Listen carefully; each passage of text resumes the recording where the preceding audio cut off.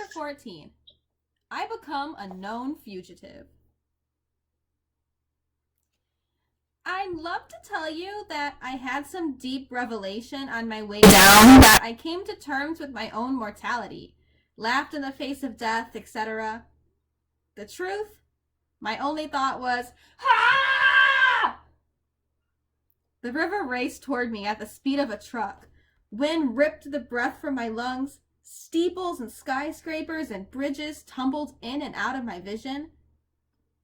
And then, flaboom! A whiteout of bubbles.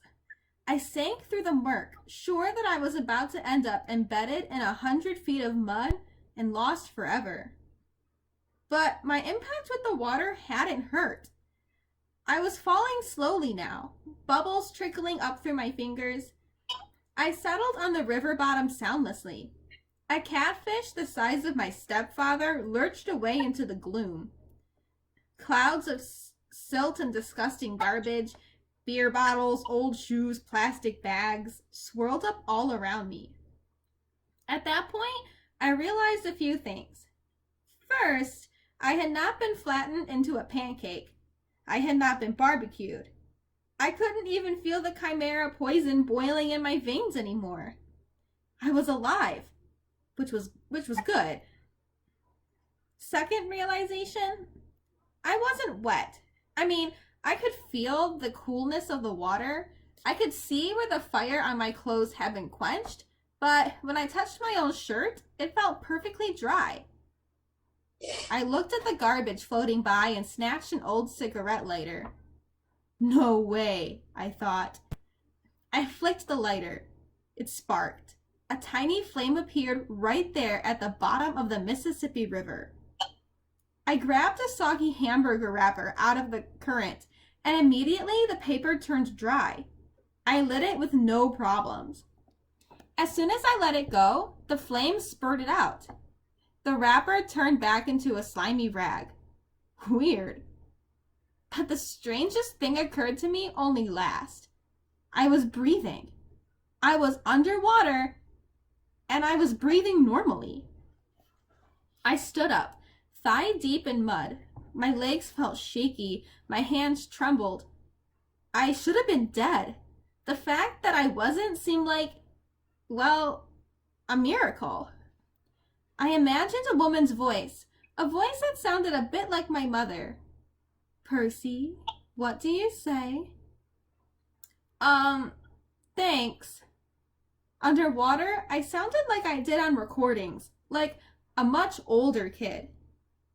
Thank you, Father. No response. Just the dark drift of garbage downriver, the enormous catfish gliding by, the flash of sunset on the water's surface far above, turning everything the color of butterscotch. Why had Poseidon saved me? The more I thought about it, the more ashamed I felt. So I'd gotten lucky a few times before. Against a thing like the chimera, I had never stood a chance. Those poor people in the arch were probably toast. I couldn't protect them. I was no hero. Maybe I should just stay down here with the catfish, join the bottom feeders. Thump, thump, thump. A riverboat's paddle wheel turned above me, swirling the silt around. There, not 5 feet in front of me, was my sword, its gleaming bronze hilt sticking up in the mud. I heard that woman's voice again. Percy, take the sword. Your father believes in you. This time I knew the voice wasn't in my head. I wasn't imagining it. Her words seemed to come from everywhere, rippling through the water like dolphin sonar. Where are you? I called aloud. Then, through the gloom, I saw her, a woman the color of the water, a ghost in the current, floating just above the sword. She had long, billowing hair, and her eyes, barely visible, were green, like mine. A lump formed in my throat. I said, Mom? No, child, only a messenger, though your mother's fate is not as hopeless as you believe. Go to the beach in Santa Monica. What? It is your father's will. Before you descend into the underworld, you must go to Santa Monica. Please, Percy, I cannot stay long. The river here is too foul for my presence. But I was sure this woman was my mother, or a vision of her anyway. How did you... There was so much I wanted to ask. The words jammed up in my throat. I cannot stay, brave one, the woman said. She reached out, and I felt the current brush my face like a caress. You must go to Santa Monica. And Percy, do not trust the gifts. Her voice faded. Gifts? I asked. What gifts? Wait! She made one more attempt to speak, but the sound was gone. Her image melted away. If it was my mother, I had lost her again. I felt like drowning myself. The only problem, I was immune to drowning. Your father believes in you, she had said. She'd also called me brave, unless she was talking to the catfish. I waded toward Riptide and grabbed it by the hilt. The chimera might still be up there with its snaky fat mother waiting to finish me off. At the very least, the mortal police would be arriving, trying to figure out who had blown a hole in the arch.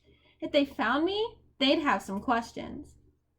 I capped my sword, stuck the ballpoint pen in my pocket. Thank you, Father, I said again to the dark water. Then I kicked up through the muck and swam for the surface. I came ashore next to a floating McDonald's. A block away, every emergency vehicle in St. Louis was surrounding the arch. Police helicopters circled overhead. The crowd of onlookers reminded me of Times Square on New Year's Eve. A little girl said, Mama, that's boy walked out of the river. That's nice, dear, her mother said, craning her neck to watch the ambulances. But he's dry. That's nice, dear. A news lady was talking for the camera. Probably not a terrorist attack, we're told, but it's still very early in the investigation. The damage, as you can see, is very serious. We're trying to get to some of the survivors to question them about eyewitness reports of someone falling from the arch. Survivors. I felt a surge of relief. Maybe the park ranger and that family made it out safely. I hoped Annabeth and Grover were okay. I tried to push through the crowd to see what was going on inside the police line. An adolescent boy, another reporter was saying. Channel 5 learned that surveillance cameras showed an adolescent boy going wild on the observation deck, somehow setting off this freak explosion. Hard to believe, John, but that's what we're hearing. Again, no confirmed fatalities. I backed away, trying to keep my head down. I had to go a long way around the police perimeter. Uniformed officers and news reporters were everywhere.